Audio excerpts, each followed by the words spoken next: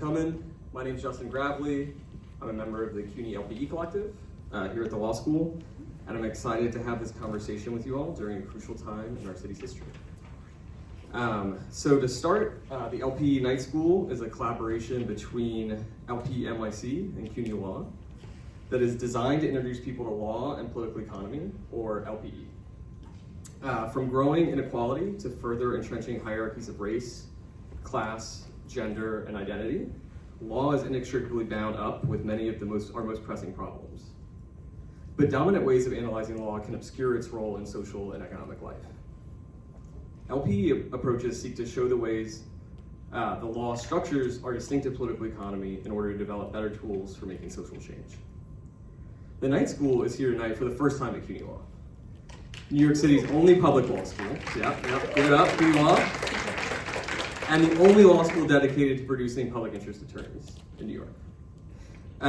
Coincidentally, CUNY Law is also the perfect location for a talk on the neoliberal turn in city governance. I'm sure most of you saw that we're filming a show here today. That's how we fund ourselves in the neoliberal era. So it's perfect time. CUNY is emblematic of the vast potential of a city whose resources are invested in its working class.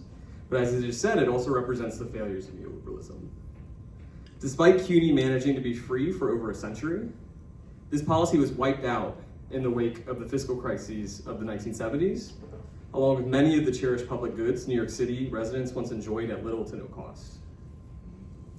Our talk tonight will focus on contextualizing just how this loss came about. We hope that by providing this historical context, everyone in this room is empowered with the knowledge that the rule of finance and real estate over our lives is not predestined. Instead, it is historically contingent and dependent on how much we are willing and able to fight back and create something better for ourselves. As the late David Graeber once said, the ultimate hidden truth of the world is that it is something that we make and could just as easily make differently. With that, we'd like to turn things over to our amazing panelists, whose bios I will quickly read. Christy Thornton is an associate professor of history and affiliate faculty, Department of Sociology and Center for Latin American and Caribbean Studies at NYU. Professor Thornton is also the co-director of the History and Political Economy Project, which brings together a network of historically minded scholars whose research examines how neoliberalism has been developed, implemented, and contested around the world. Gregory Lewis is an associate professor of law. Yeah, shout out. Oh, yeah. No, we love all of you, but you know, Greg's the native son. So, is an associate professor of law at the City University of New York, specializing in business, nonprofit, and municipal corporate law, as well as contracts. His scholarly interests center on corporate and social power and the enforcement of law, especially as it relates to local immigrant communities and those of color. Prior to joining the faculty at CUNY, Professor Lewis was general counsel at Communities Resist, a community-based legal services organization serving low-income residents of North Brooklyn. He was also a New York City tenant attorney. In fact, Professor Lewis represented me in housing court about a decade ago, when I was but a young punk living in Brooklyn and getting evicted by my slumlord. So thank you, Greg. Mason Williams is an associate professor of history and leadership studies at Williams College, where he teaches courses on American democracy, urban history, biography as history, and historical memory. Professor Williams is the author of City of Ambition, FDR, LaGuardia, and the Making of Modern New York, which recounts the relationship between Mayor LaGuardia and President Roosevelt as they kept the nation's biggest city together during one of the most trying periods in its history, and helped to establish the course of its politics in the post-war decades. And with that, I'll hand it over to Christy. And thanks everyone for coming.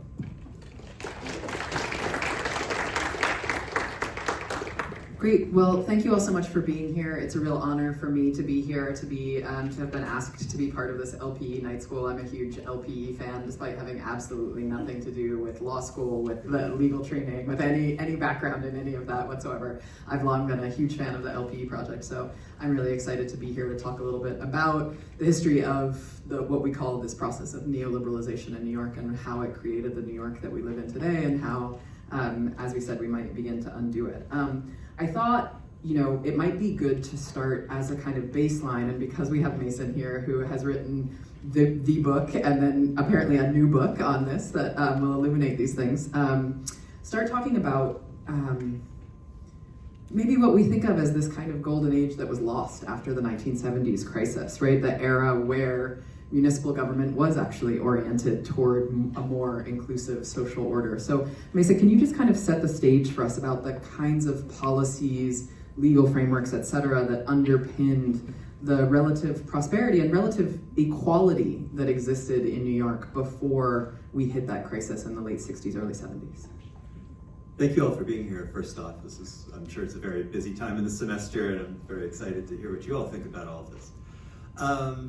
I will start by saying I agree about 60 to 70% with the premise. I think there's a reason why all those uprisings are happening in New York in the 1960s, which is more than a sort of academic point, because the fact that there's such deep inequalities in the city before the 70s profoundly shapes what happens in the 70s, which we'll get to in just a second. But nonetheless, yes, of course, this is a more egalitarian city in the mid-1960s than it is today. Why is that the case? Let's think about, obviously you can't separate the economics and the politics, but in terms of the local economy, if you just look at like a map of like the median household income of every census tract or whatever in New York City in 1970, you see that it's mostly a middle-class city with some pockets of wealth and some pockets of extreme deprivation, and obviously the sort of aggregate within a census tract would hide some real variation, but nonetheless, if you zoom forward to the last census, you see that some of those middle-class areas have become somewhere between sort of upper middle class and hyper wealthy, and that more of them have become working class or poor. So just the economic foundation of the city has changed. Why was New York relatively equal in the 1960s? It was, it's kind of in a certain sense a microcosm of America's political economy in the mid-20th century. The mid-20th century is really the only sustained period in American history where there is broadly shared growth. First off, the 1940s, I think, are the only decade in American history where the bottom quintile actually gains more than the top quintile in America. Why is that? Union density. I mean, that's kind of like the first reason. That obviously implicates workers' power. It also, in New York in particular, helps rationalize some of the industries that have been very kind of cutthroat competitive, the garment industry above all. Which itself helps make New York's middle class, because the barriers to entry as an entrepreneur in that industry are quite low. You don't need to set up an entire River Rouge, factory to build cars or whatever. You can just get some machines together and have a good idea for what's going to be in style that year. So you've got this nice marriage of kind of opportunities, but also unionization. It's also an odd moment in the city's history because it still contains a lot of its suburbs at that moment too. So that's kind of the economics version of it.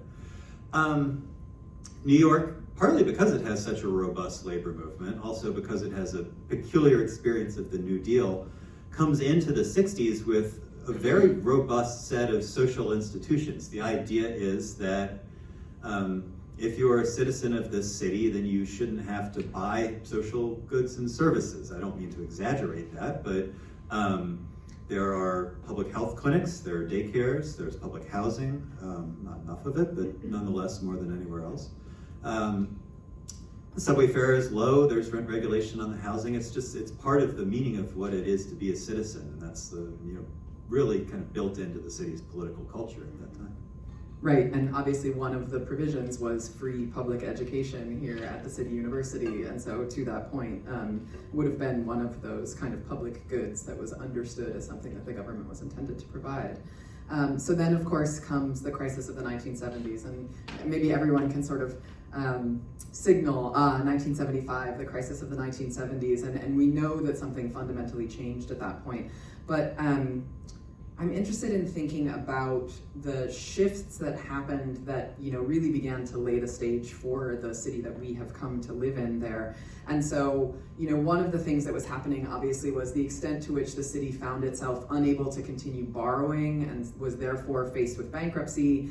And there is a whole confluence of reasons why this happened that have to do with budget deficits and the financial markets and the broader global economy into which New York was increasingly inserted, right? But the upshot in that moment was the creation of essentially like a fiscal oversight board, which is the kind of instrument that we see used, around the world. Typically, Puerto Rico has been under the sort of thumb of a fiscal oversight board for decades now. The people involved in New York City's fiscal crisis in the 70s actually go on to advise the... Yeah. Exactly. And so that the kind of the creation of this here in New York, it's called the Municipal Assistance Corporation, the MAC, and that body basically says, okay, New York can be rescued in this moment through various means if it undertakes various kinds of policy changes. So can you talk a little bit about the policy changes, how they were kind of pushed on the city, and what they meant for the kind of undoing of that compact that you were talking about before? Right. Shout out Kim Phillips Fine's fantastic book, Fear City, which I'm about to... you should all read it, just please read it. The price of New York City regaining access to the credit markets is deep cuts to all those social services we were just talking about. This is...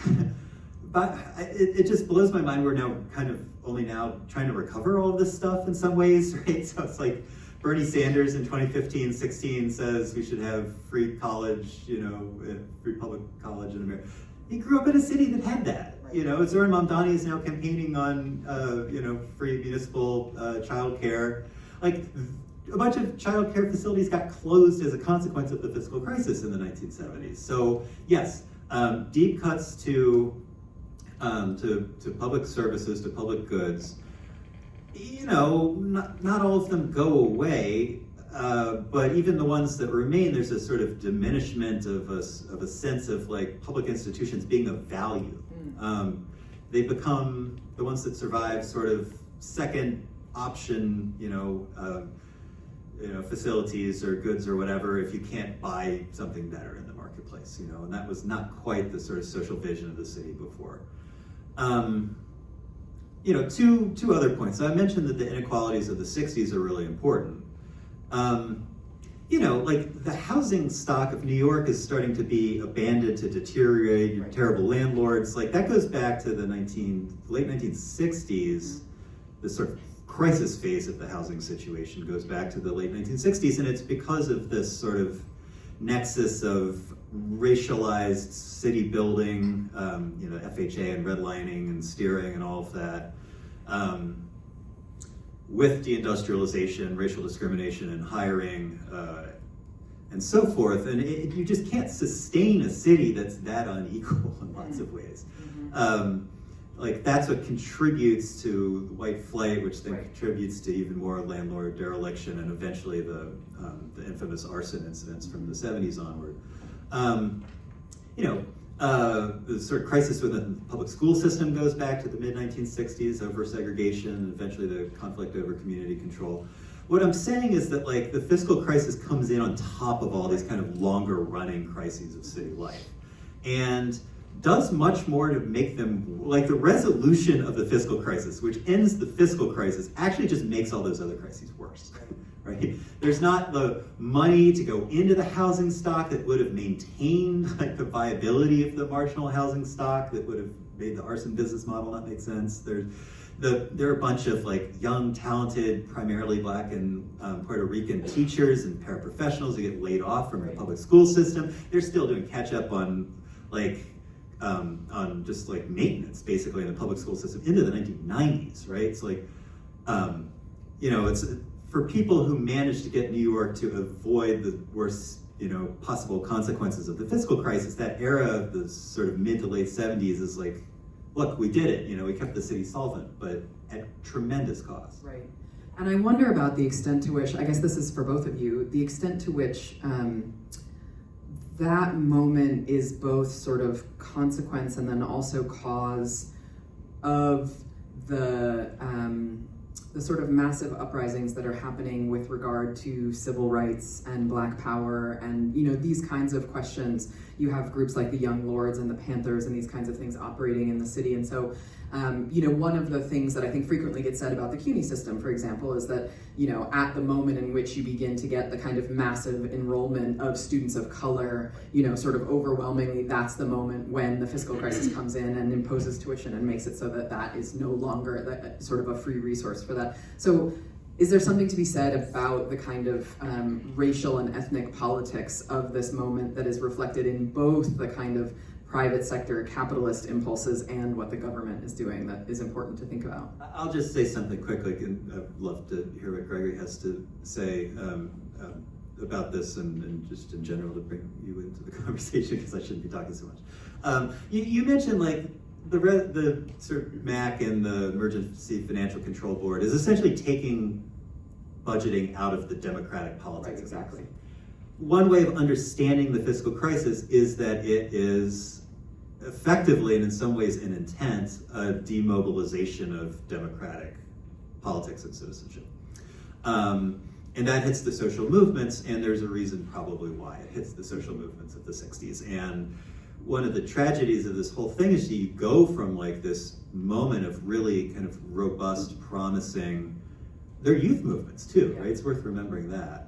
It's like you were fighting for like open enrollment at CUNY one moment, and then the next, like the civil rights cause of like the mid 1970s in New York is like getting one Black appointee to the EFCB, which like it's just a thinning of, and it's mostly white liberals who get the sense that, you know, democracy is kind of run a little bit wild in the late 60s, and that's the kind of neoliberal turn within capital D democratic political culture in the city. It's just like, well, we have to operate not just within restraints, but we have to start saying no. Right. And what that means is damping down the democratic spirits of the 60s. Right, so the idea that the gains that had been made socially to that point were because of the demands being made by various quote-unquote interest groups, and that you had to push back against those interest groups and therefore break the power of labor, of the organized tenants movement, etc., because the city government was just too profligate in trying to answer the calls of those kinds of movements, right?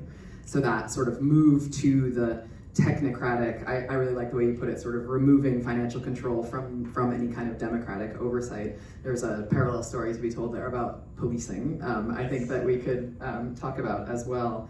Did you want to add anything there, Greg? Sure, let's get this on. Sure, and I think an important part of the story is understanding the role of the city in the United States. I think that's sort of a big theme to talk about. One of the great difficulties that New York City faces and a lot of cities is cities are at the bottom of the totem pole. They're largely reactive, right? And I think a lot of this story, a lot of what was happening in New York is, your book talks about this, lays it out. Higher levels of government, the states and the feds, are largely just money spigots. They give money on terms. Cities take this money and then they sort of provide services.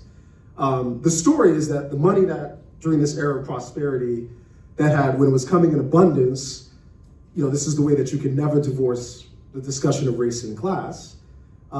It was largely to support a white middle class. It's sort of the idea they were the ones who should be able to benefit from, the welfare state. A lot of what you sort of hear in this present moment with the Trump administration is really hearkening back to the golden era. Like the idea that he's obsessed with the 1950s is a racialized vision. Right. And when you have individuals fleeing terrorism from the South, African Americans, individuals fleeing terrorism from the global South, the other parts of the Americas are moving to New York, that's the moment, right, where the money spigot starts to shift policies, right? And the big thing the money spigot does is move people out of cities, right? They sort of, fund transportation. That's where highways were built. Right. Sort of a massive transformation in the city. The baseball team that they stole from us, they're called the Dodgers because they're the trolley Dodgers. There used to be streetcars. Like the whole idea of sometime in the early 2000s, there was talk of putting a streetcar right around here in this part of northern Brooklyn, going to Brooklyn. that was sort of just returning us to things that had previously existed.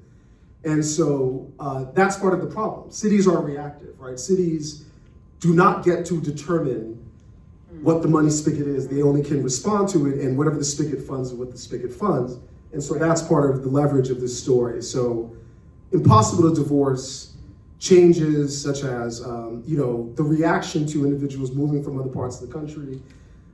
In law, a lot of you all know this, the 1965 Act, the Immigration Nationality Act. It's passed then. A difference in terms of changing the demographics and a reaction against that. The shift in the money spigot is the part of the story of the fiscal crisis. The support's not there. So this theme of cities having to respond to what is set above them is an important part of thinking about both the problem and the way out, I think is a theme of what we want to sort of talk about in this moment. Yeah, I think that's exactly right, and that's where I wanted to head next. So one of the things that happens, New York goes through the fiscal crisis in '75. These various measures are put forward to kind of make the city government solvent, but to cut services massively, right? And so the equalizing force of those publicly provided services is then taken away, austerity rains down, but then there's a kind of added level, which comes in after 1979 with the famous Volcker shock, when the federal government raises interest rates and therefore sort of massively changes both monetary policy in that way with regard to the interest rate of the money supply, but also fiscal policy, how taxes are actually apportioned and used, and how tax benefits are distributed. And so, in that moment after '79, one of the things that the Volcker shock is intended to do is stamp out the inflation that had been so endemic in the 1970s, right? So by massively raising the cost of borrowing, the idea is you basically put the economy in a recession. And one of the ways that you make the economy stop being inflated is you just kick people out of their jobs. You generate mass unemployment. And so that happens. We get unemployment up to 25% in the United States, and obviously it happens here in New York as well. And then there's another side to this, and I've been reading Melinda Cooper, so I've been thinking a lot about this, which is that on that side they jack up the interest rates, but then they also change fiscal policy to really incentivize another kind of inflation, which is asset price inflation, meaning capital gains, returns to real estate. There are very technical things like changing the schedule of depreciation that you're allowed to claim on your tax returns if you own real estate, right? So these seem like these sort of very esoteric, technocratic, high-level fiscal policies. And in fact, they play this really important role in shifting political power and in shifting economic power in the city toward finance, real estate, etc. And so I wonder how you see that moment and sort of what's happening as we begin to shift toward more power for finance, for real estate, for insurance, for those kinds of services.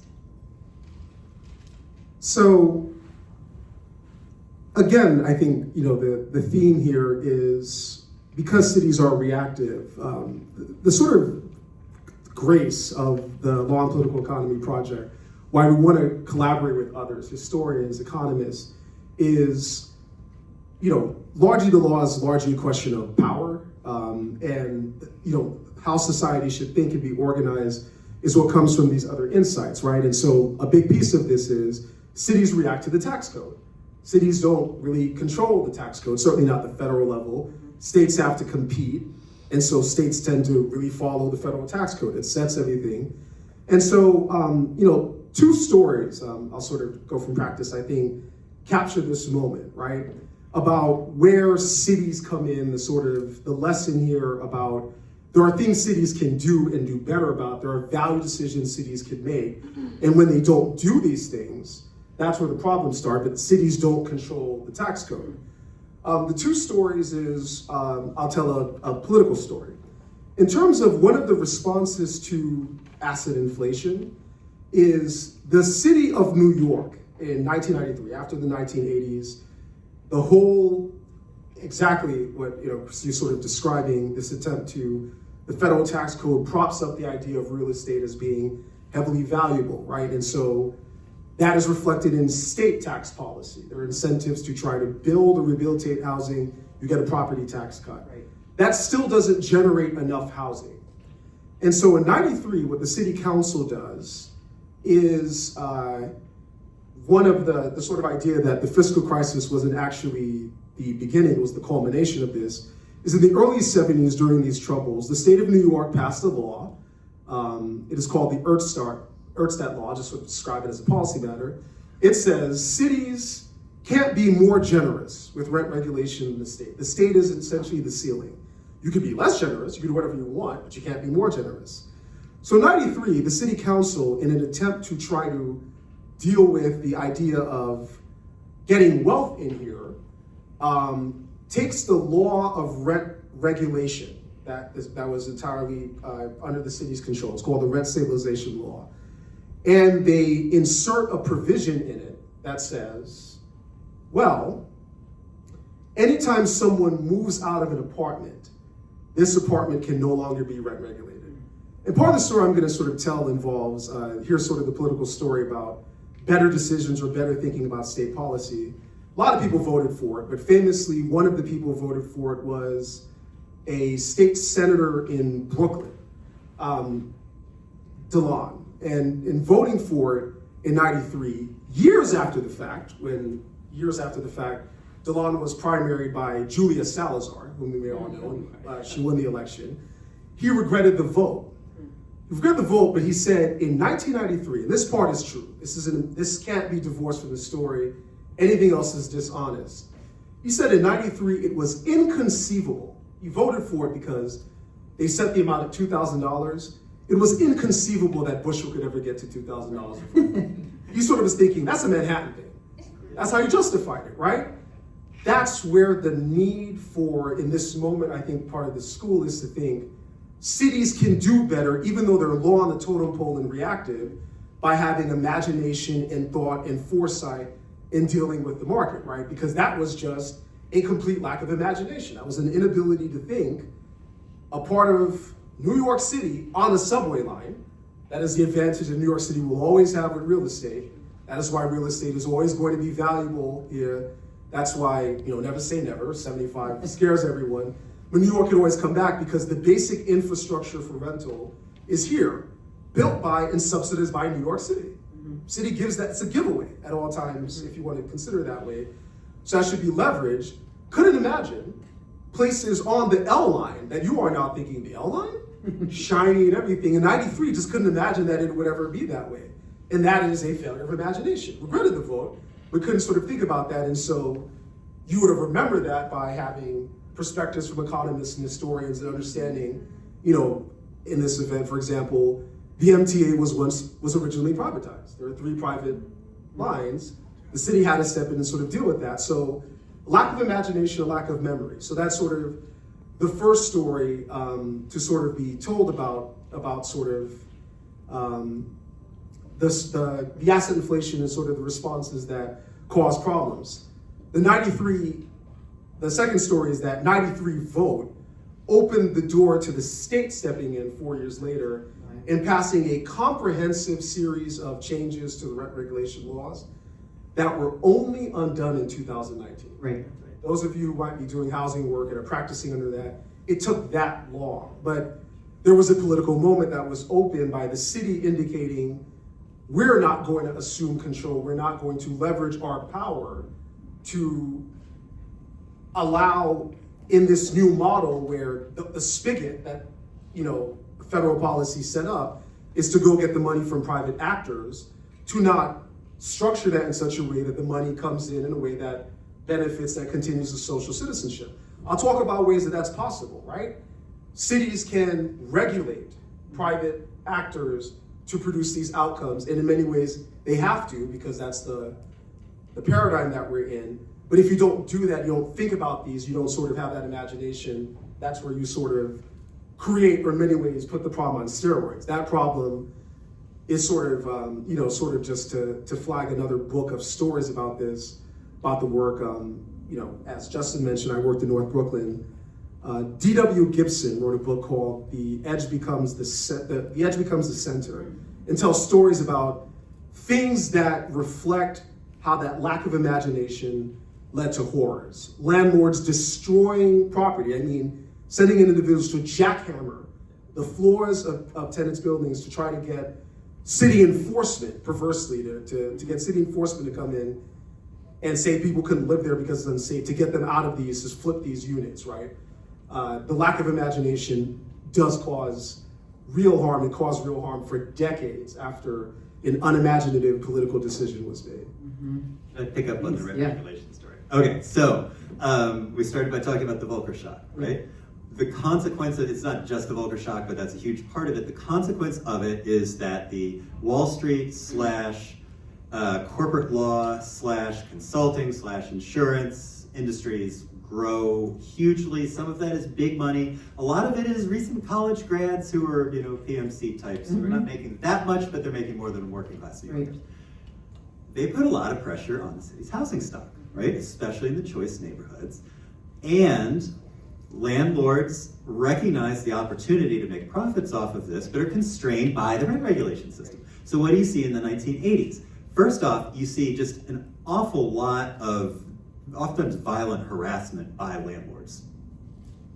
You could find some wild stories in the 1980s about this.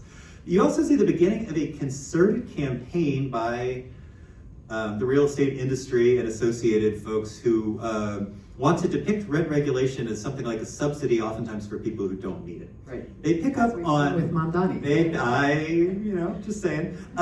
You see them pick up on a small handful of cases. They actually do a bait and switch and talk about rent control, not rent stabilization, because those are older apartments. And so like, I don't know, Mia Farrow has this great place in the Dakota or somewhere up there that she's paying pennies for. And you get this list of people.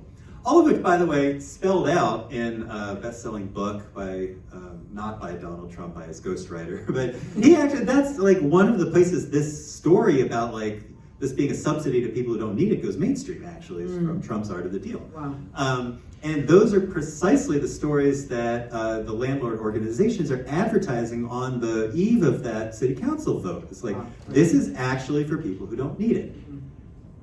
That's completely false. That's a totally false depiction of who is protected by the rent regulation system. It happens in the early 90s that no, people in, Crown Heights are not actually getting that much benefit in terms of their rents being lower, but they have a lot of benefit in terms of making sure the apartments are maintained, and that if there is a surge of gentrification, they'll be protected from that. This is actually doing quite a lot for tenants. But it's possible to spin a story about how, and with the council law and with the 97 State Act, that's the beginning of this process of quote unquote unlocking value, in the city's rental housing. And the next thing the largest investors from all over the world are bidding up the price of middle income rental housing in New York City, And the reason for that is because if they can get over that vacancy at the luxury decontrol threshold, that's an arbitrage opportunity, right? And those are the seeds of the tenant harassment / affordability crisis that's still ongoing, in spite of, I gotta say, real progress in 2019, which it would be nice to hear something about from one of the other candidates. Yeah, I lived in the same rent stabilized walk-up for 20 years, and when we first moved in, it was, just a regular, everybody was rent stabilized. And then as vacancy decontrol, as we got over the $2,000 and then the $2,100 threshold, more and more people in the building, you could see the landlord, which the landlord was this massive corporation in Brooklyn that owns 80 buildings, just, massive investor. You could see them make the calculation to say, okay, if we could get more of these long-term tenants out, we can do vacancy decontrol because they're gonna go over the threshold. So they came in and they redid the lobby, they made these marble floors and they painted and they did all this stuff. Can I just say it's literally in the business plans for some of these deals? I'm sure that's the case. Yeah. And then 2019 happened. And all of a sudden, kicking out the long-term tenants was no longer going to make them the profit. They're still trying to do it, and they're still charging people illegal rents in this building. They are still charging people more than they legally should be able to. We organize a tenants union. They're fighting back against that. But immediately, all of those provisions of trying to make the building much nicer, right? They just let things crumble. He just stopped coming. The walls started to fall down. down. They just stopped cleaning things because they knew that turning this into a luxury building was not going to fly, right? So you could just see in this one, living in this one building over the course of those 20 years, that when the law changed after 2019, the landlords just said, like, why would we put money into this? We're going to allow this to deteriorate in the hope capital that... strike. Exactly, it is a capital strike. It's precisely a capital strike. 60s rent strikes, yeah. Yeah, exactly. It's the opposite in that way. Yeah. So I'm interested in the kind of simultaneous way that you have these changes that value real estate ownership, and then changes in rent protections, et cetera, that do begin to really change what the housing landscape looks like in New York, because obviously that's one of the huge things that contributes to the inequality. So what do we need to think about sort of from that period, say the 90s forward, in the legal frameworks, in the financial frameworks, et cetera, to understand how we get to the kind of, because one of the things, there was just this article this week about how the rezoning in Greenpoint and Williamsburg has just built thousands and thousands and thousands of new units, and they are twice as expensive as the units that were there previously, right? And so the increase in supply is not leading to, a decrease in the price. What do we need to think about on the legal framework from in the financial history to really understand that? To me, the big ticket, the big picture idea is, and continues to remain, the role of cities, right? Because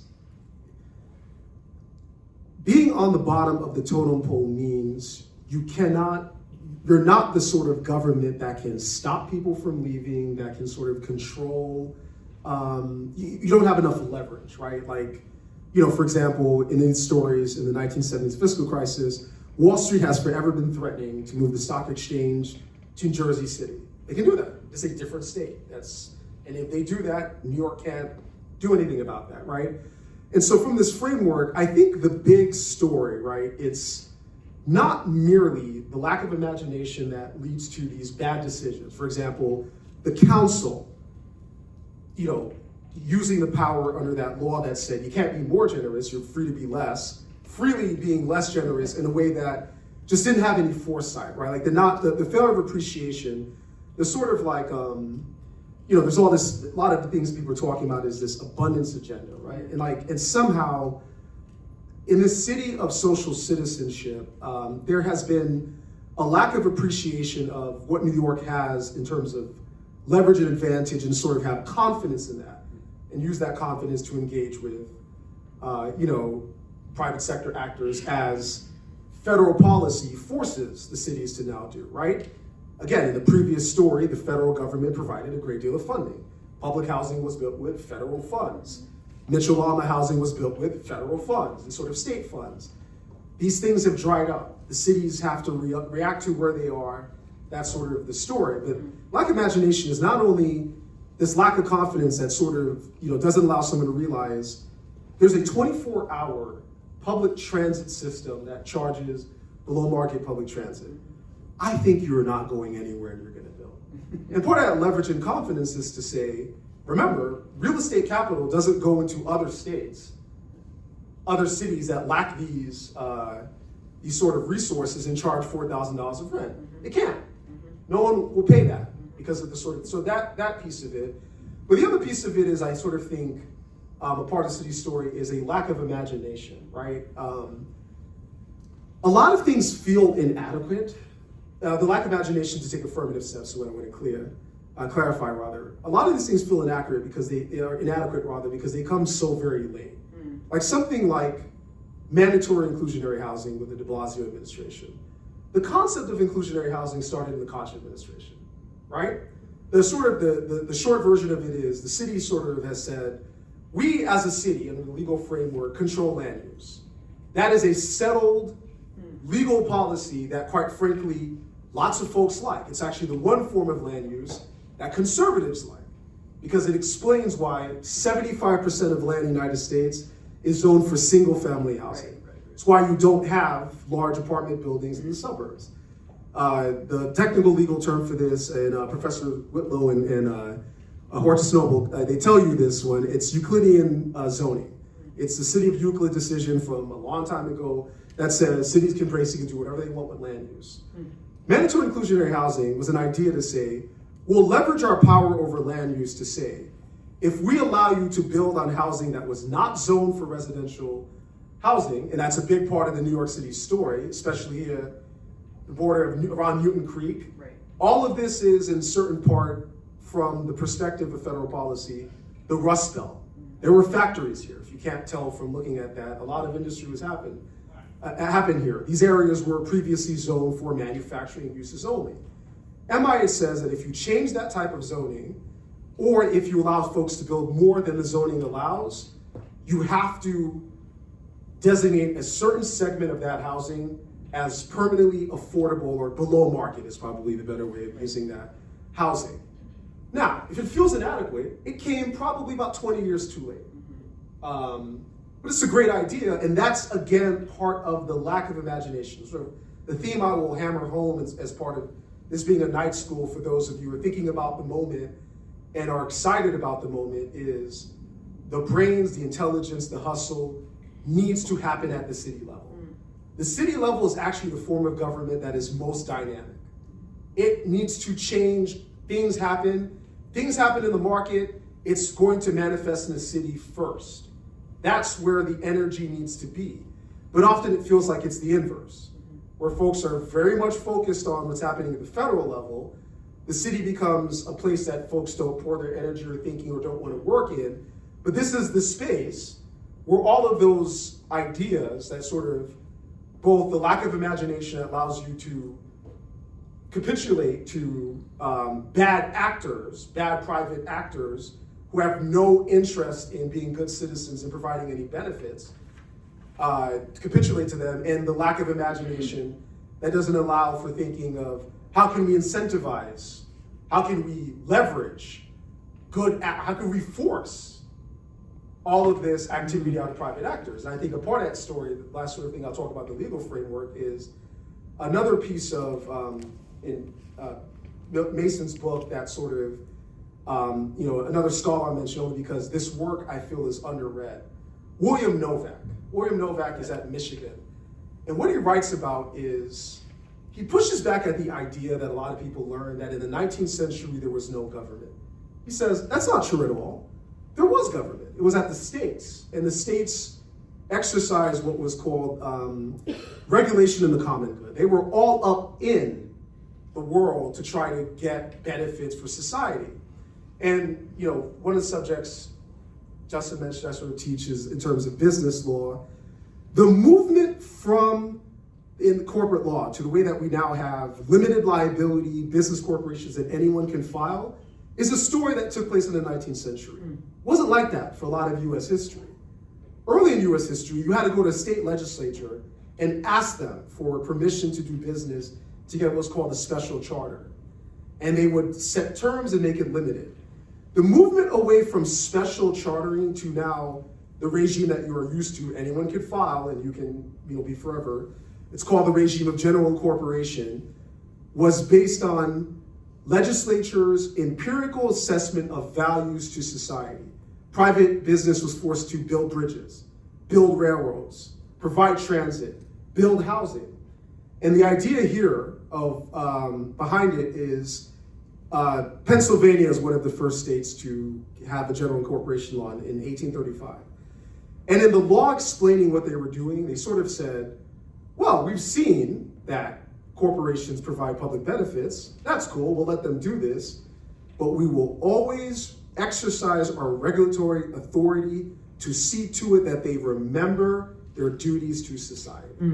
This idea that you could regulate for the public good, you can tell private actors, you're gonna build this, like the High Line in Manhattan, it is, again, perhaps not the most perfect thing, but it is a park. The park here, the park in North Brooklyn, provided by a private initiative, is a lost idea. It is something that has just dropped out of the imagination of cities in a way that I think is really detrimental and should be leveraged, can and should be leveraged toward trying to deal with these problems in a paradigm where FDR is not walking through that door, and nor is Fiorello LaGuardia. It's just not happening anymore. We're not there. If you haven't paid attention, the federal government's at its absolute worst in terms of being an ally, so you're gonna have to figure out other ways, and that's gonna involve, leveraging the private sector. Yeah. Did you want to?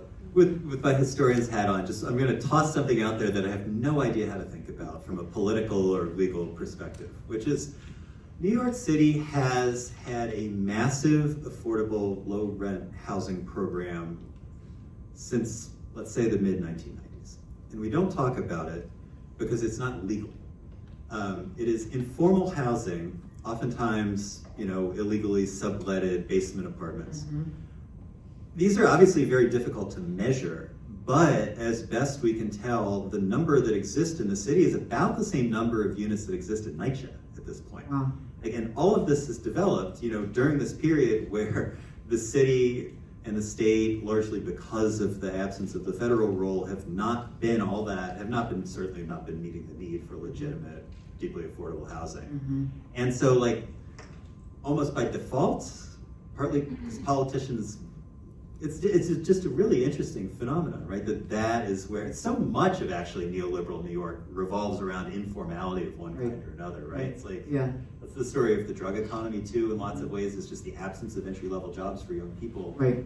Informality becomes really important, and that's happened in housing too, and the failure of the legitimate housing market. Right. As I say, how to think about that, I don't know, but that is really important for many New Yorkers. Well, and the state government has just passed this law on accessory dwelling units, right? And so they are trying to regularize, in some sense, some of that informal housing, and we'll see what that means vis-a-vis the question of that gentrification. Just because you raised the question of drugs, I'm going to ask one more question, and then I'm going to turn it over to the audience. I'm interested in, we talked about movements and new people and the idea of people having access to power that they didn't previously have, and I'm interested in, particularly as we move into the 1990s, I moved here in 1998, and so it was still Giuliani time, and I'm interested in the role that the policing regime that we have lived under has had to play with what gentrification looks like. So, there's a sociologist here at CUNY, Brendan Beck, who has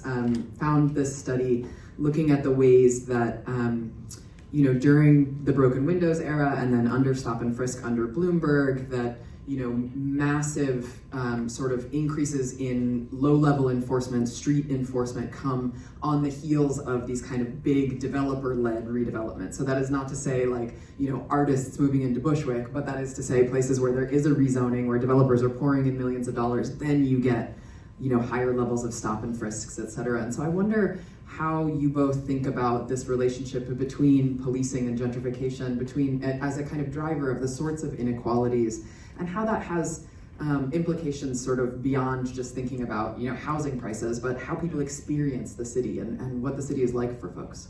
I can do the historical sketch quick and then maybe zoom out a little bit. So this actually brings us back to this critical moment in the late 70s, early 80s, when because of the growth of the Wall Street Plus complex, there's now money in the city coffers again for the first time since even before the 75 fiscal crisis.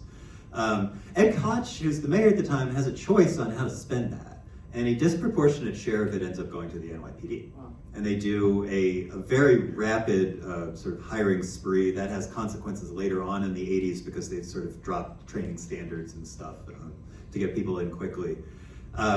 But one of the first sort of big campaigns they do is a campaign against street-level drug markets on the Lower East Side / East Village, which is at that time gentrifying, right?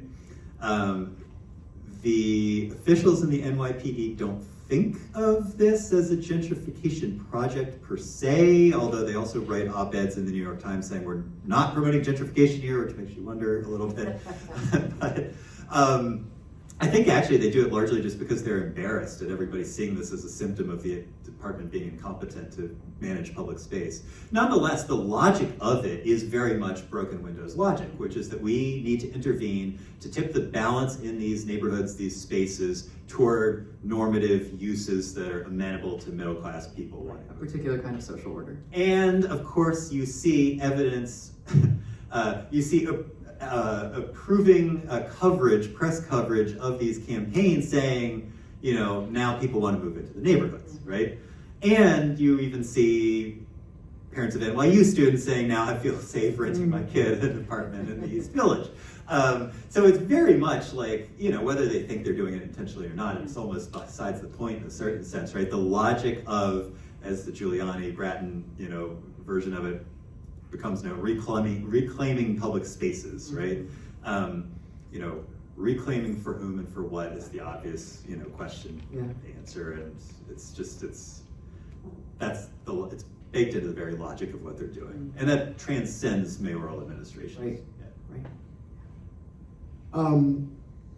Make the sort of more legal framework with two stories. So the other side of it, the coin, first, through the fiscal crisis and part of the policy of planned shrinkage, where the HPD commissioner, the Housing and Preservation Development Commissioner, says the quiet part aloud in a New York Times Magazine article that sort of says, some parts of the city are not worth saving. Let's just not provide any social services. So one part of that story, that's an important part of the aspect of, I think, the Mamdani campaign that folks have been sort of troubled with, the recent announcement of the commissioner, is part of planned shrinkage. There were no police officers or any social services in these neighborhoods. Anyone who's sort of like that era, you didn't live in the 80s and the 90s. I can assure you, you did not. There were no social services. Something happened to you, nobody was coming to do that, and that was done intentionally to force you people to leave, to then treat this as land that could be developed, right? And I'm sort of talking about, if you're sort of thinking about like Franklin Avenue, the sort of height of it is along this idea of safety. I recall as a kid, in '93, there was an ABC News special where Peter Jennings was talking about Crown Heights as this sort of like nadir of sort of like, the pits of the universe, right? You go to Franklin Avenue right now, just go take a look around and tell me if you think that way. So that's what we're talking about next. So that's part of the story. The other part of the story, I'll tell from another one of these. I'll just use this story from the D.W. Gibson book because it's sort of helpful. The other part of this that sort of does quite speak to the for whom part and the unfairness. The D.W. Gibson book, he's sort of telling an oral history of gentrification. That's sort of the subtitle of it. It's The Edge Becomes the Center, an oral history of gentrification. Tells a story that speaks to why the role of government as a regulator, and this whole idea that neoliberals like to push, that the market self-regulates. In these neighborhoods where folks are paying a lot of money, he interviews a landlord and, for what it's worth, the property manager, somewhat self-serving statement, but sort of says, I don't feel anything, I'm not racist, but I have tenants whom I'm charging, and this is in 2015, $2,500 to live in central Brooklyn. They're coming up to me and they said, I thought you said there were no blacks in this house. Why are there blacks? So that's the market, right? If you're thinking about a luxury good, you don't want to, having a luxury good, you want to enjoy the luxury good. That's where the police come in as another way, both the flip side of their absence creates the conditions that allow you to have the redevelopment that treats this as vacant land because you're trying to vacate it by making people live in horrible conditions, right? Like everybody who has a chip on their shoulder in New York who talks about, I thought Jordans in a gold chain, we're living it up. We're living in planned shrinkage. And it's a reality that's not unique to New York. Baltimore, Boston, Philadelphia. Pick an urban area in this period of time, same stories. Detroit, Oakland, like you could just go down the whole list that all of these are similar experiences, right? The other side of it though is they are here to reinforce the luxury good piece of it, which that is of course illegal, and this is the regulatory aspect of it. There are laws, there have long been laws on the books, including the Fair Housing Act, or even, sort of like city confidence. The Fair Housing Act is based on the human rights law of New York City. New York City's law was the model for anti-discrimination law at the federal level. That was the level of imagination that happened at these eras, and that's what's been lost, and sort of that confidence, regaining it, is a great part of the story of what can be done at the city level for cities. Great. Well, I know we want to hear from the audience, so I don't know if there is I guess people have microphones in front of them. Is it important that people use this? Okay, so you can use the microphone in front of you if you'd like to ask a question. And we're really happy to hear from everybody.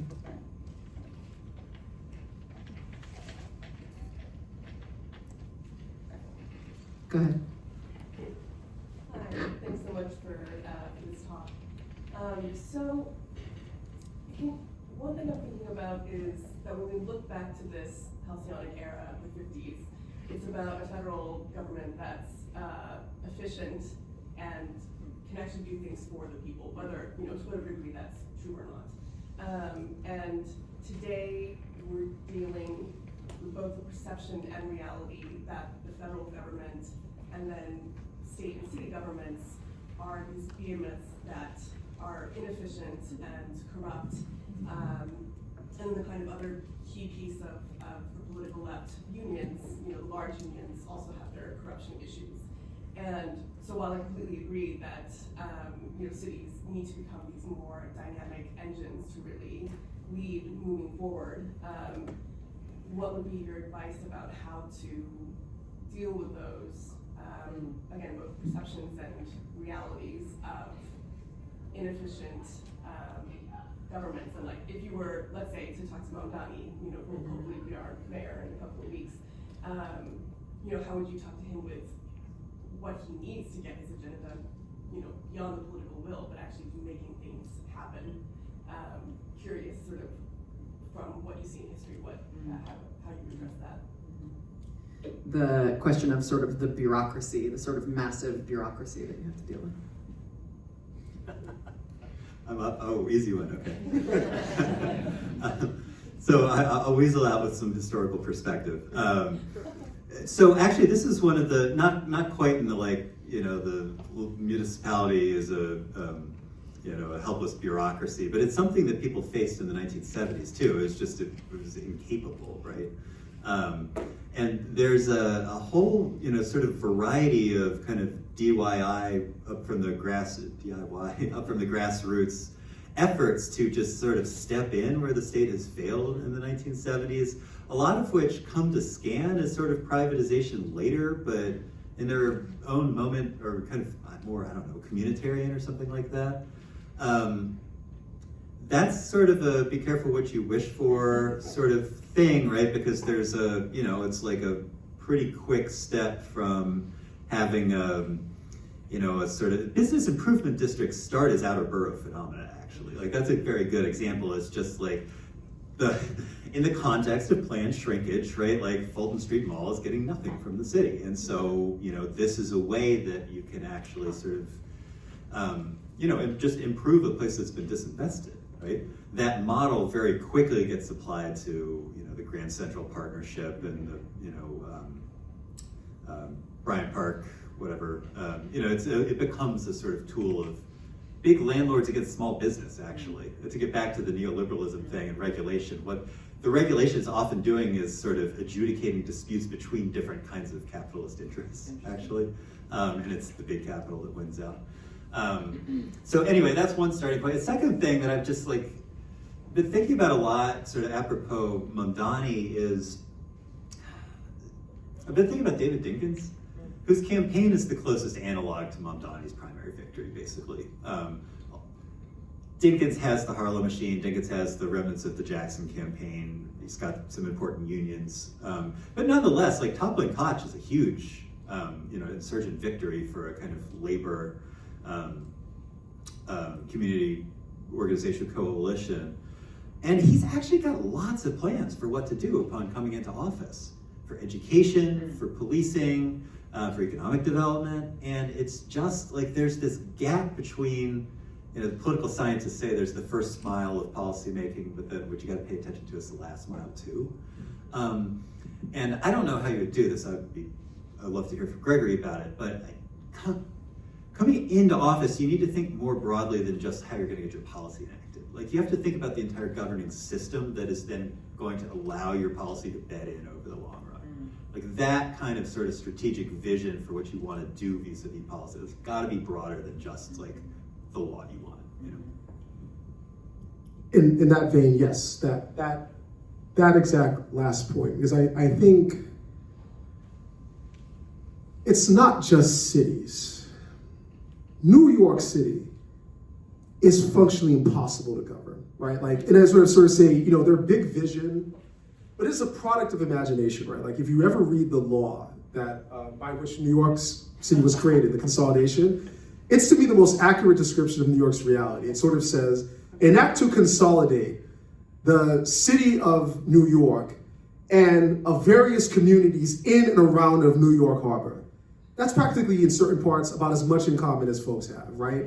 Like, let's take Brooklyn, for example. Brooklyn is like 4 different places. There's North Brooklyn, which the city of Williamsburg was actually one of the cities in Brooklyn before it was consolidated into Brooklyn.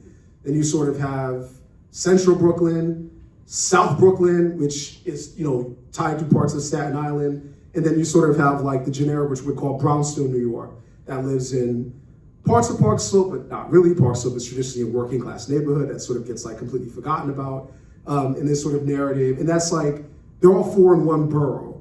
And then you have 5 of those things with similar Southeastern Queens homeowners, sort of like, black politics, black individuals who are homeowners versus black renters in other parts. It's just too much multiplicity. So that's the first consideration, right? To reckon and get one's mind around that.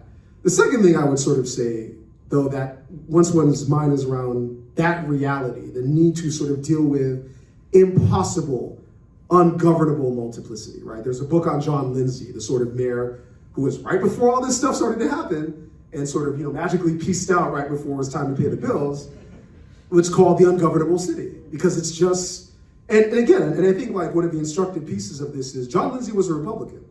So was Fiorello LaGuardia, right? There's this basic sense where your party doesn't really matter. You're dealing with this fact of an impossibly large city. The second idea is called, look, cities are to provide services. His campaign has resonated because he's talked about services and talked about mindful of folks' need. I would say to sit down and be like, where the money at? That's the number one question to figure out is, where is there money / ability to pay for these things? And that guides the policy. I would say, if there's anything to sort of take from it that excites everyone that I would sort of uplift is, one way to think of this is a vibe. For a person saying, I hear you, I understand exactly what needs to happen, I am committed to advancing that.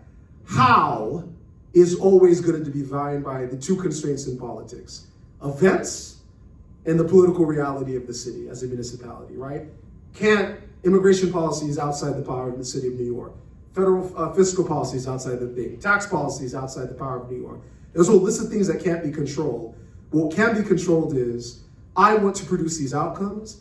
Any means by which it can happen is on the table. And I would sort of say, urging that, I get it, this is a real general campaign. Unlike the traditional, in New York, the Democrat can't just coast and start planning after the primary. But should he win in November, spend that period of time figuring those 2 things out, right? And especially if he wins with one of the Dinkins dangers, close to 50%. Not 60, not 65, because in a city that has this much multiplicity, you're asking for trouble if you don't engage with the reality of that multiplicity as day one, understand that it is an impossibly large city. It's 3 times the size of the next largest city. I mean, it's just 5 counties. I could go on and on about how this just doesn't make any sense. New York's scale. Mamdani seems to really appreciate the need for allies. Right? As soon as he won that, surprise victory, he did start reaching out to understanding, I need to be able to govern, I need to sort of broaden my coalition. That was one of the issues Dinkins ran into. Very narrow victory, but even more than that, the sort of contest for control within this will sound familiar, real contest for control within the Democratic Party among this insurgent Black Hispanic labor coalition on the one hand, and the incumbent, Senator Moynihan, Mayor Koch, Governor Cuomo wing of the party that just wasn't willing to kind of recognize this as like a legitimate equal at the table. And just, they're not going to give you power. They didn't give Dinkins, unless, and this is what happened to Dinkins, he was never quite able to get to the point politically where he was able to impose costs for indiscipline within the Democratic Party. Right. And that's politically one of the risks that Mayor Mamdani would be running. Go ahead in the back. Thank you. This is a really interesting talk. I was wondering, so you discussed, rent regulation and how these sort of past failures of imagination and plan shrinkage, all of this has sort of led to where we are today. And I was wondering if any of you could talk a little bit about how policies around homelessness have changed over this time as well. So I'm just thinking like specifically about things like the cancellation of the Advantage program by Mayor Bloomberg, which was this program that was really helpful for unhoused families, and just sort of, it's an area I'd love to learn more about, and it seems kind of related. We've been talking about housing a lot. And so just, do we see a similar sort of history of going from sort of invested in social services and also probably maybe lower levels of homelessness to now sort of disinvestment, more means testing, more criminal law responses, like I think I already mentioned the fear-mongering climate today, so just curious how that relates. The sort of like short history of it is, homelessness is a problem that's plagued New York City forever, and it's again another one of these city structural problems. Cities can't stop people from moving in from everywhere, right? There's a whole series of cases in the 60s, and then again in 1999, a US Supreme Court case that sort of deals with what's perversely and accurately called like welfare tourism, this idea that like people are picking states to go and move to based on the welfare benefits.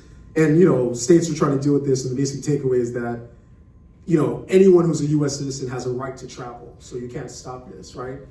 I think the bottom line of the homelessness crisis is it is a symptom of the broader housing and neoliberal housing crisis, right? So that's why the way out of that is to solve for that problem.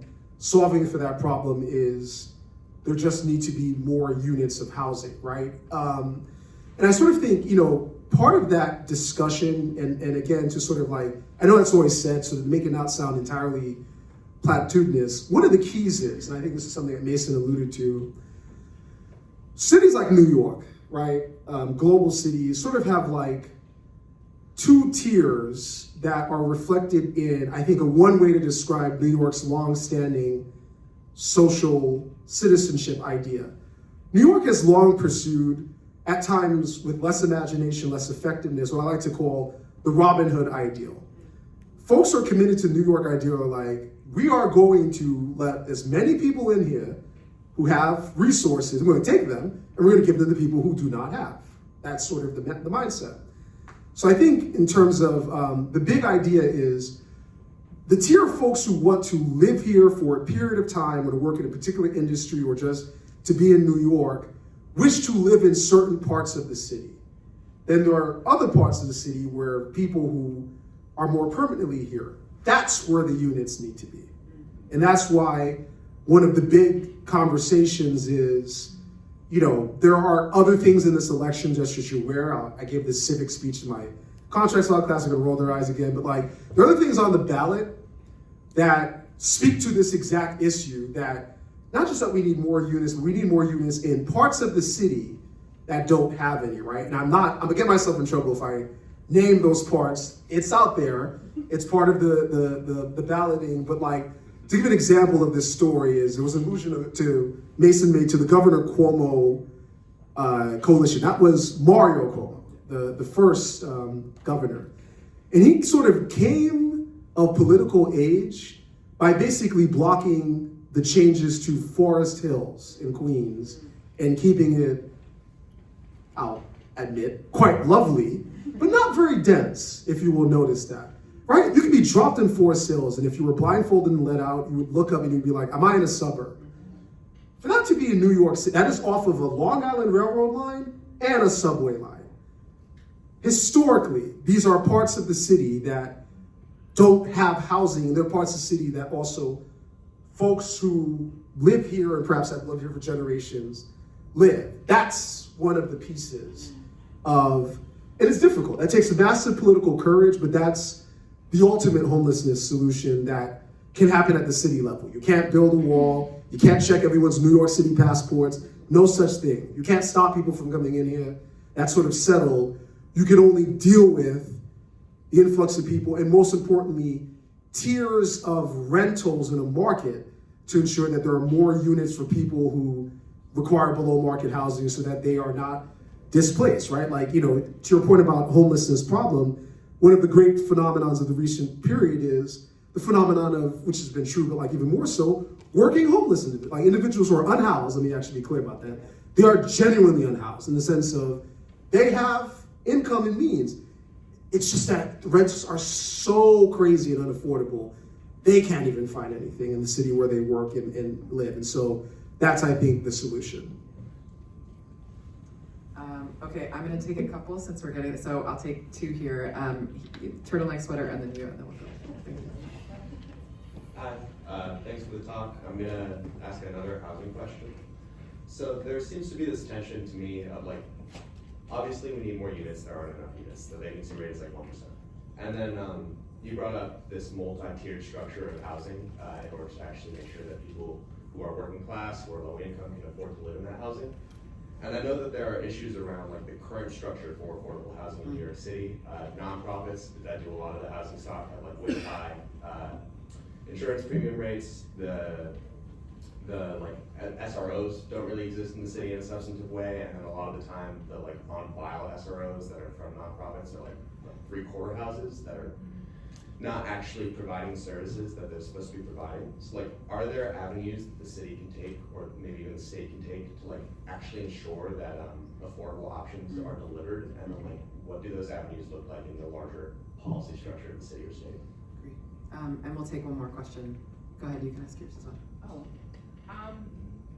Thank you again for this talk. It's been really wonderful as a native New Yorker. I was curious, this is a different direction, and maybe it's a whole nother topic for next time, but I really wanted to hear how much media had a play in this, and really thinking about the mid to early 2000s. So one is like what was happening across like white suburban Midwestern culture with, you know, in the mid 90s, Friends, Seinfeld, Sex and the City, sort of going out into the stratosphere of what New York should look like, and also in the Black culture, right? So hip hop was really changing from something aggressive to the 90s. You know, the early 90s was like native tongue, and like as that was leaving, it was becoming so much more commercialized, and how that started to change the city too. So just wanted to hear your thoughts about that, and even Brent, I'll throw that in there. So like cultural perceptions of the city and what that meant for how people came to and thought about it. Yeah. I'm not an expert on contemporary housing policy, so I apologize for having to bag on that one. The cultural depictions of the city, if you just look at it through this entire arc, it's fascinating. There's this kind of wonderful irony at the start of the period that the Lindsay administration, which is very interested in culture in general in all kinds of ways, makes it its mission to try to get the movie industry back from Los Angeles, and creates, you know, some incentives to make movies in New York, and does sort of like one-stop shopping to get all your permits and everything like that. And all these directors come here and start making movies. You know, the sort of like depictions of New York in the 1970s, Taxi Driver and so forth, right? So like the very sort of like effort to kind of like bring culture back to New York helps fix the image of the city in that era in kind of interesting ways. There are sort of, you know, kind of ebbs and flows in the 80s onward. There's, since we've been talking about rent stabilization so much, I'll point out that Tom Wolfe's Bonfire of the Vanities, the central plot element is a landlord trying to get their regulated tenant out of the rent-controlled apartment. But there you've got this sort of, oftentimes, it's actually kind of late 19th century Sunlight and Shadows sort of vision of the city, sensationalized. But then, into the 90s, it's fascinating. It goes in these two directions. Like early 90s hip hop is like among the most remarkable sort of critical bodies of like urbanism that you can think of, you know? But then pretty soon after that, there's this sort of depiction. It's very much in the vein of like Time Magazine doing in New York is back, the apple stopped rotting kind of thing, Sex and the City and so forth.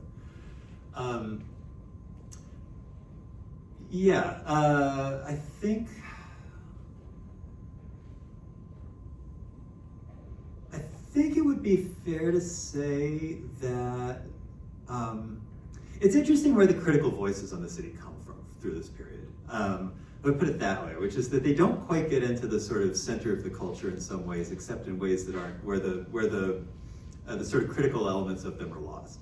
And in fact, like, hip hop is a good example of what happens in some ways, because what ends up happening is that the culture gets commodified in ways that aid with the gentrification, right? Like the history of Fort Greene and Clinton Hill are a great example of this. It's just like this thing that was like critiquing the reason this area is available to be gentrified then becomes like wrapped in. And you get the big mural that people go take. Yeah, right, exactly. But that's the start of an answer to a very fascinating question. On the second one, Nicholas, I have two friends here who used to work in city government. One of them is an urban planner. I'm just going to connect you up with them and I'll answer your question. Helpful. Okay, we had a couple more questions. Okay, so behind you and then you in the sweatshirt, we'll take these two, yeah. Hi, thanks again. Just curious, you're finding that NYCHA is sort of kind of the New York City is kind of relinquishing their rights and giving it to like private corporations to kind of oversee and manage the property and things like that. Do you feel that that is a step in an okay direction?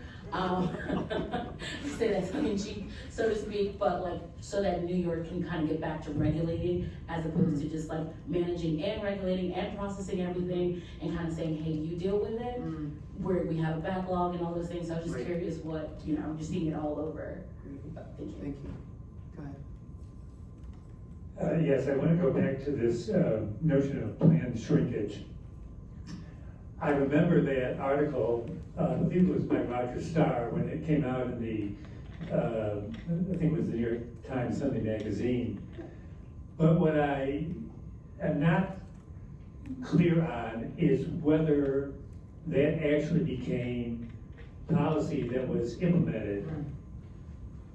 Policy in the sense of either the city government looked at a particular neighborhood and said, we're going to reduce city services across the departments, police, education, housing, whatever, in this neighborhood, either for whatever purpose or for the purpose of real estate transformation. Right.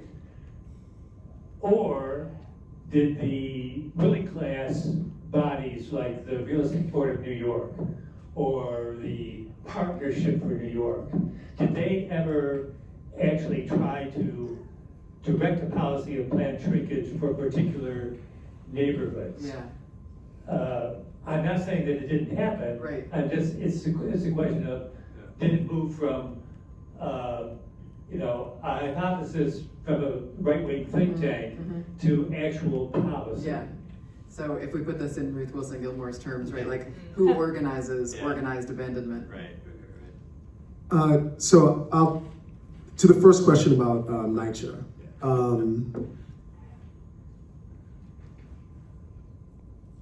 That's a space where, this is where I'm sort of talking about more individuals participating in municipal government, imagination thinking matters a great deal. I'll sort of describe it. Some of these, I'll just use a term in case folks would realize. This is also known as it was called the RAD program, the Rental Assistance Administration.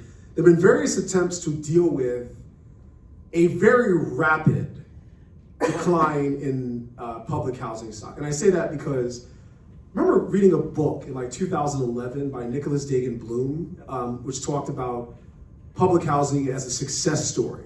Public housing that worked. Exactly. Name of the book, That's right? the name of the book, right? And so by the early 2000s, it was still a sense that New York had the largest number of housing units that were still, maintained well, etc. That precipitously declined. And a lot of it is the money spigot of the feds has long been dried up, and it's sort of a long idea, right? NYCHA needs funding. As I sort of said, that funding is not coming from the federal government. The state does not have the funding, really, the political will, whatever it is. It's not going to be prioritized. I'll just leave it at that, right? So the last option is this, I said, this long-standing tradition of the private sector. I used to, when I was a community lawyer, there were some such projects, proposals to sort of either lease out to a private developer or give, sell the property right to the parking lot or some sort of other space in a public housing project to get an infusion of cash that they could use for repairs, for the real estate person to have an interest, right? What I would tell tenants, and which is what I sort of feel, the reason why developers were going to do that is they're playing the long game, right? 30 years down the line, 50 years down the line, they're waiting for it. And so in that sense, spiritually, it's probably not a good thing for the tenants. But they need cash for repairs now. So the last piece I'll sort of say to that is, that's what the idea is trying to solve for. Are there better leverage points? Are there better ways of doing it? I am almost certain that is the case. Again, I defer to my two friends are here who are in city government, planners who could sort of talk about some of the broader policy considerations on the ground as to do that. Certainly the legal tools are there, right? You can, with the restrictive declarations, to make it sort of temporary, to make it spring back. There are a lot of things that you could do to make that better. I just sort of think that's where folks need to participate in that conversation, because the problem that they're trying to solve for, the one thing I'm certain of is the federal government's not giving any money to public housing. And the state government's not going to prioritize it.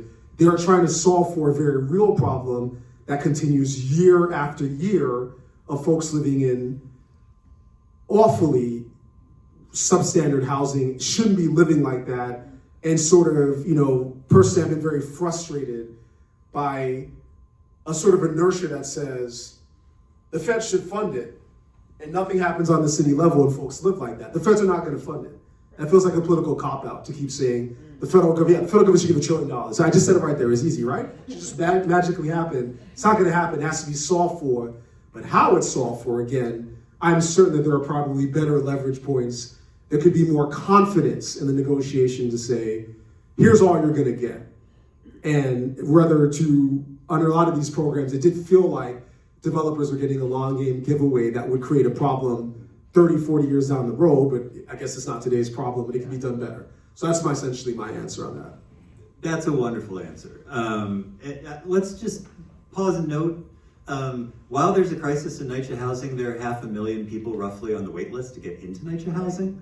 So this is obviously a priceless resource in this city, and something has to be done about it.